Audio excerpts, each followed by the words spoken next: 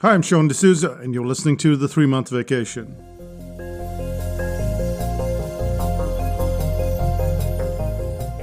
I often have clients who ask me why I keep writing.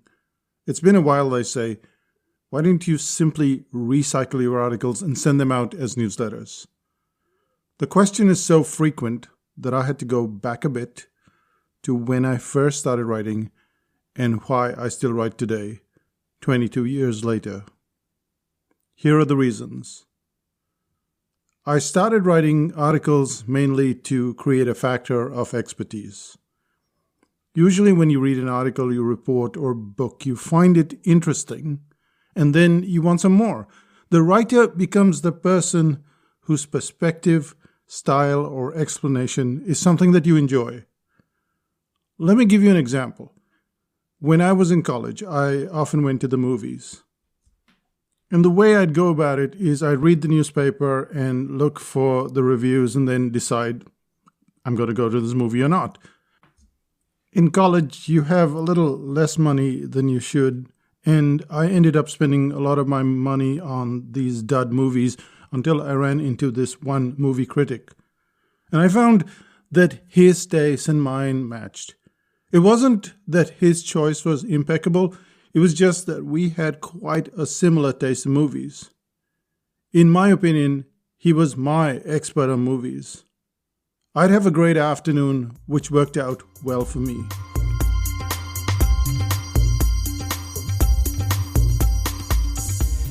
It's how many of us feel when we read, when we listen or watch something. We decide we have our own experts. We follow them, we buy stuff from them, we go to their events. The reason I started writing was I wanted to become that expert. But I was completely unknown. I was not even known as a marketer. I was confident. I felt confident as a copywriter, as a cartoonist. But marketing was still something where I felt like an imposter. I wanted to create a factor of expertise so that prospects who saw the work would say, yes, I want to come to your movie. I want to work with you as a person.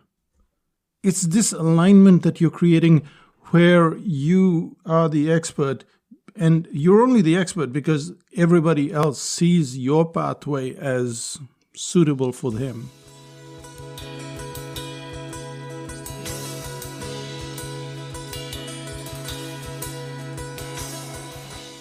You and I do this every day. We watch certain movies, we listen to certain types of music, we follow certain YouTube channels, and that becomes the expert. And this was the reason why I started writing and why I write today. Because I'm looking for the group of people that align with me and they feel that I align with them. If you don't write on a regular basis, then your expertise stalls. It just hits a plateau. And then after that, the people who felt, wow, you're the kind of person that we want to deal with, well, they find somebody else.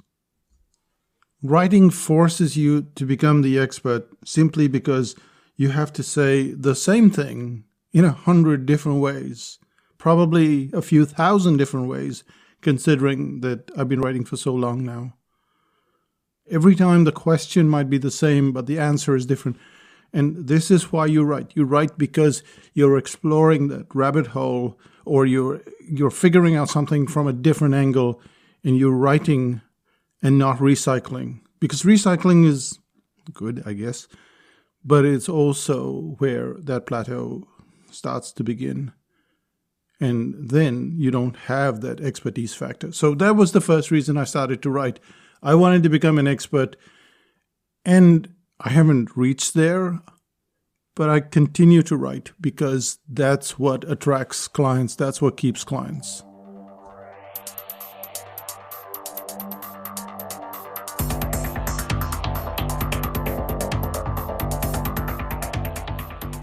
The second reason I started to write is probably a little different, and that is because it's much easier to talk. Writing is very hard. If someone interviews me on a topic, I can give an answer all over the place. I can just ramble here, there. It's a discussion. It's like something you'd have at the cafe. You're just going off in different tangents. You're okay. However, when writing an article, a rambling answer, a rambling paragraph, a rambling chapter, that's not acceptable. There has to be structure at the very least, even if there's no great insight.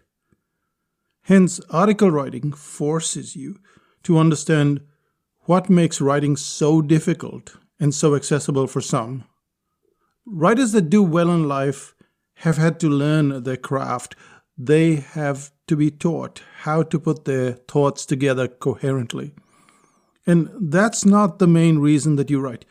You write because you're taking those ideas that are constantly floating around in your head and you're making them work on paper.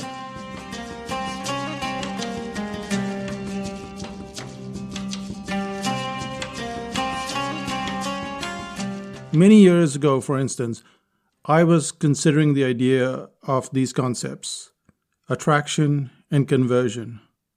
And then it struck me, and this was in a cafe in Barcelona. I'm sitting there having coffee early in the morning and having some kind of croissant. And then I realized, well, attraction and conversion is really nice, but what about consumption? And then you think, what is consumption? Simply described, it's like going to a restaurant and then you see the sign and the menu outside and, well, that's attraction. You got attracted to the place and then you sit down and you order and that's conversion. But then let's say you never eat the meal or you eat a tiny portion and leave almost all the rest. What are the chances that you'll eat that meal again? What are the chances that you'll go back to the restaurant again? So the main reason why we go back repeatedly is because we consumed it. And that struck me, oh wait, there is this concept called consumption, but it's all floating in my head.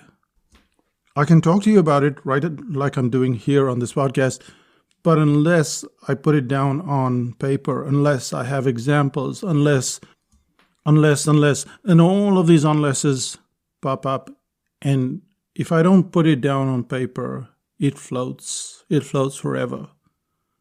There are topics that you've thought about, that you've talked about many, many times over, and they float. And they're fine in a conversation.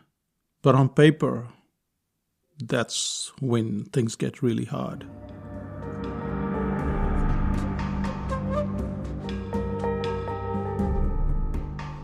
Without putting my thoughts on paper, I find the ideas going forward, backwards, even sideways. So I write to clear my mind and to improve my structure. This idea of putting things down doesn't just apply to writing. I have written and drawn about 3,500 watercolors in a diary that most people have never seen. I've taken close to 23,000 photos in the past 2 years. And this is just a hobby. And this is just to improve the way that I do things, the way I see things. You do it for yourself, to clear your brain, to understand your ideas, but most importantly, to give it a structure. And of course, you have to know what that structure is. You have to work out that structure or have someone show you that structure. But eventually, everything falls into that structure and you can put your information together. And that's the second reason why I write. But the third reason, that's probably the most crucial of all.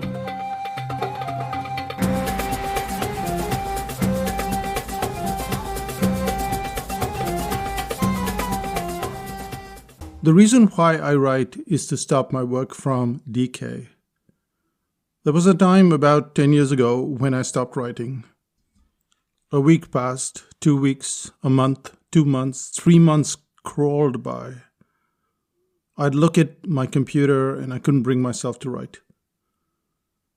But you couldn't say that I was a bad writer. I had already been writing for 10 years. So why did I stop writing? Was it writer's block? No, that's not the case at all. I'm very competent at drawing cartoons. Yet, it's very easy to let a few months pass when I don't feel like drawing. And it's not just for writers or artists, but you stop cooking and then you don't want to cook anymore. You stop dancing, you don't want to dance anymore. Chefs don't feel like cooking. Sports people lose the enthusiasm. It's not for want of a skill. It's just a sense of decay.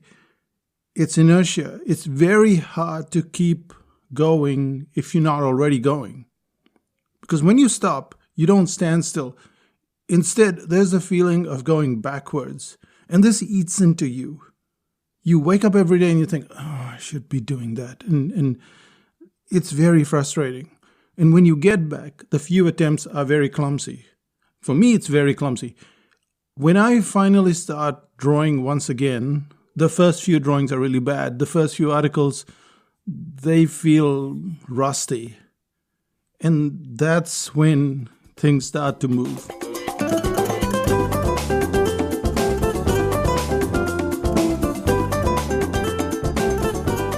I keep writing because if I don't, there's this huge hole that forms in front of me, and then it expands, and I fall down, and then it seems like I'm falling forever. If you've tried to write and you've struggled, then you're not any different from anybody else. You think that after 22 years, this task is easier, and it is. You have the structure, you know you've done it before. It's not quite the same as when you're starting out. But you have a different kind of problem. And that is, you've covered the topic so many times before. You've covered so many of the topics. And now you have to find a different way to approach it, a different way to look at it. It's kind of the same problem. You still have to put in the time and the effort. And I know when I'm not. And that's why I write. To avoid, to stop, to at least kind of pause that decay.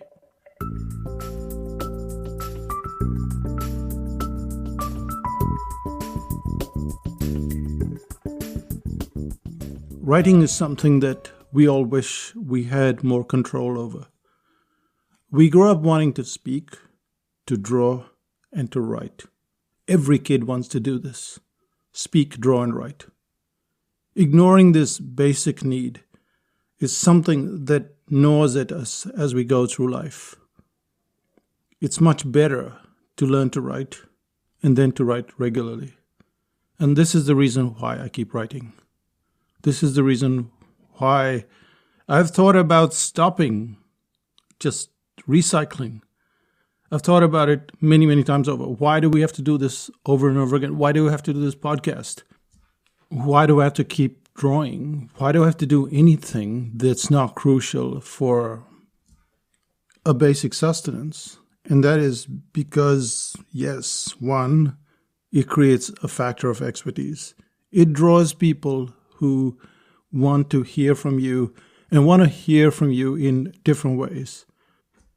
The second reason is that it just makes sure that the thoughts that you have, those rambling thoughts, and the conversations, which might seem very good when you're at a cafe or even when you're in an interview or a podcast or anywhere else, well, those rambling thoughts need to have some sort of coherence.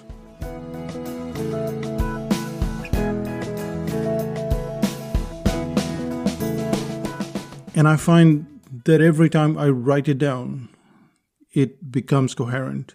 I had lots of thoughts on pricing. I never thought I could write a book on pricing because I'd written so many articles on pricing.